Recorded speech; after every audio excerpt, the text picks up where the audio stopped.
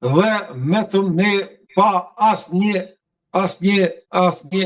kilovat energji të prodhuar pas vitit 2021 dhe kështu jemi keq. Tani planifikuam hekurudhën me Shqipërinë që nuk do të bëhet kurrë. Me këtë qeverisje ju, me këtë format të qeverisë, asnjëherë ai projekt vetëm do të jetë në letër, sepse është një qeveri e paftë.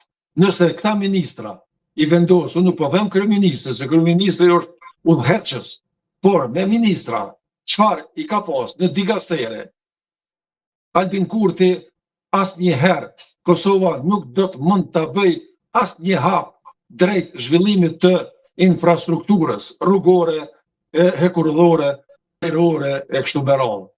Vetëm këto puna e prodhimit të armëve, municionit, të dronëve, krejt janë pralla.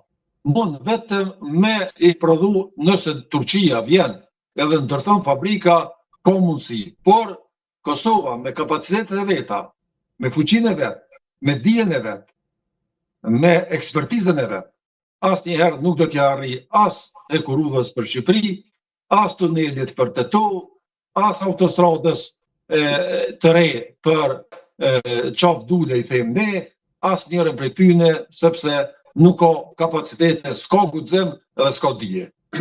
Me këto mungesa transeshme që do t'i ke, nuk ka asnjë mundësi për të ecur Kosova përpara. Ne do stagnojmë, edhe ne e kemi rrezikun e madh që ta shtyjmë integrimin, mos të jemi asnjëherë shteti NATO-s, edhe pse Kosova në një farë mënyre de facto është në NATO, sepse kufit në iru NATO. Por de jure, vesh një vendim që siç e mori atëherë Shqipëria që s'kishte as të ushtar, e hyni në NATO. Shqipëria kur e hyni në NATO s'ka pas as ushtar, as armatim, as si ka pas kufit sigurt, por ja interesi NATO-s e pranoi. Ne i kemi të gjitha.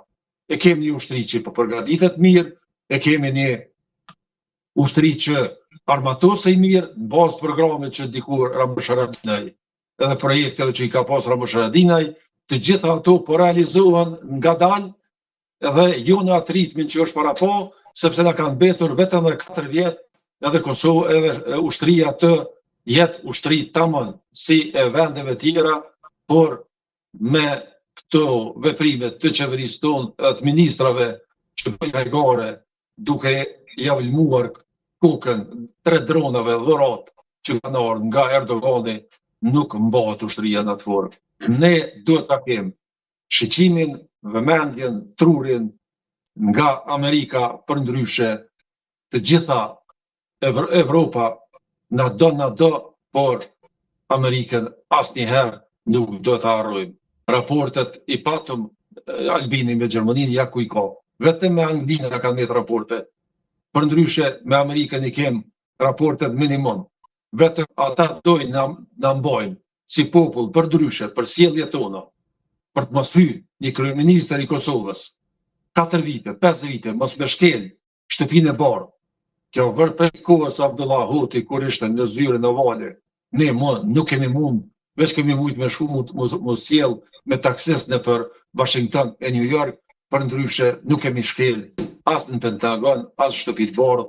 Kjo është më e rëndë për Kosovën, nuk mund të ketë përveç, me thënë, një tërtimi apo një luftë të re, e cila vazhdimisht i rrezikohet Kosovës nga Serbia, e cila i mban potencialet e veta vazhdimisht afër kufijit dhe në çdo moment. Vetëm një vëmendje e humbur e jona e pam edhe Mitrovicën që kanë ndodhi, edhe kanalin i Berlipens, domethënë Serbia është gjithmonë brenda, është edhe me strukturat e veta të inteligjencës, por është edhe me struktura militare, paramilitare, me këto sigurimet të cilat e inteligjencës që veprojnë ande kanë Kosovës me dhjetra të tilla.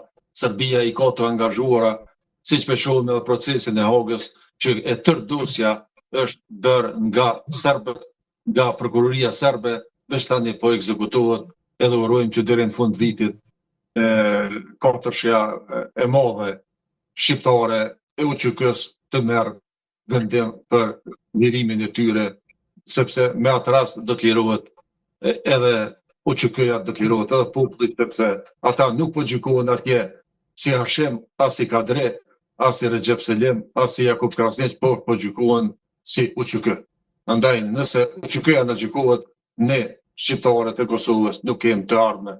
Sa jo historia më e ndritshme e popullit shqiptar, gjitha kohra pas Skënderbeut është UÇK-ja, pa marrë parasysh që ne nuk do të çliroheshim apo nuk do të fitonim lirim kur pa NATO-n. Por si do që të jetë, pa UÇK-n, pa e nisur UÇK-ja, ne sot do të ishim, ose Kosova do të ishte vetëm nocion gjeografik, dhe do të harroj e nuk do të përmendej kur, sepse populli do të shpërndaj në për Evropë, në për botë, e Kosova vetëm do të mbetej si gjeografi, dhe për ta përkujtuar, si që është rasti im personal që vijnë nga Lugina, nga Medvegja, para në kohën e lidhjes Prizrenit, do të ndodhte edhe kësaj radhe në 99-ën kur ndodhi dëbimi masiv i shqiptarëve. Falë UÇK-s dhe intervenimit NATO-s, ne jemi sot dhe mund të flasim, frymojmë e të punojmë lehshëm. Zotëre Kosero, të falenderoj shumë për këtë analizë të gjatë, por edhe megjitha të drejtë për drejtë, pa doreza, kritikat bëjnë gjithmonë mirë dhe kemi nevojë gjithmonë për shkundje. Dhe jam shumë mirënjohës për analizën politike, ekonomike, por e jo vetëm. Faleminderit, jam në dispozicionin tuaj, sërt më thoni, jam gati të ju përgjigjem, sepse mendoj që të gjithë ata që ndjejnë veten intelektual, është koha e fundit që të dalin, të flasin, të tregojnë gjendjen reale. Nuk kemi nevojë këtu të mshef me asgjë, Kosova i ka punën të keq.